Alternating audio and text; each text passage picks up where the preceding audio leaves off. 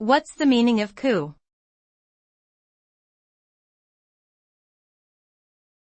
Coup.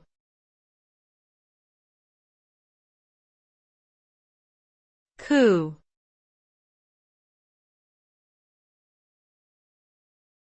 Coup.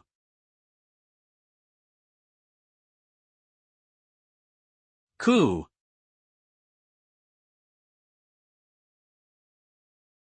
The term coup refers to the sudden overthrow or seizure of a government by a group of people, typically through violent means.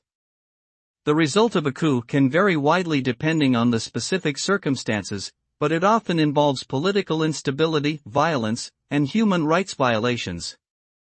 In some cases, a new government may emerge that is more authoritarian or hostile to certain groups, while in other cases the coup may fail and the original government may consolidate its power with increased repression.